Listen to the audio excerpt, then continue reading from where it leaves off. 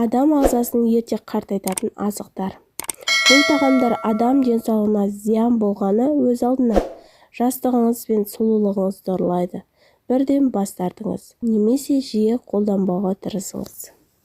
Кофе тез сергітетін хош иісті сусын кофе зиянды тағамдар қатарында.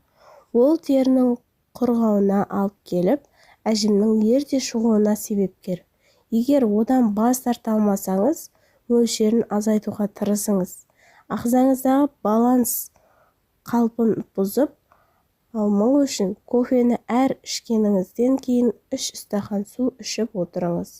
Спиртті ішімдіктер. Ең зиян азықтың алдыңғы қатарында алкоголь. Әжім, терінің құрғауы, бет терісінің қартаюы, бәрі ішімдікке деген құмарлықтың кесірінен.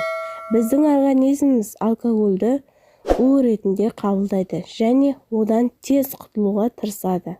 Спиртті ішімдіктер денсаулыққа кері әсер бергенмен қоймай, С, Е сынды теріні сақтап тұратын дәрумендерді жояды.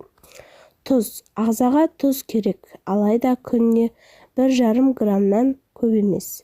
Тұзды мөлшерден тыс пайдалана отырып, судың ағзаға қорытуына кері әсерін береді. Сондықтан көздің асты ісініп, қапшық тәрізді болып қалады.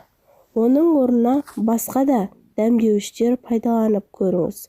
Ал салатты лимон сығындысымен де әзірлеңіз. Грильде әзірленген тағам. Лондон ғалымдарының айтуынша, гриль тағам терінің тез қартаюына алып келеді.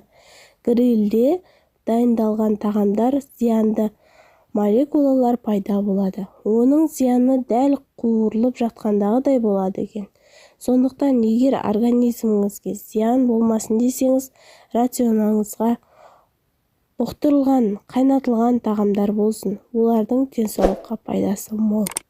Видеоның соңына дейін көргендеріңізге рахмет. Қартаймай жас болып жүре беріңіздер.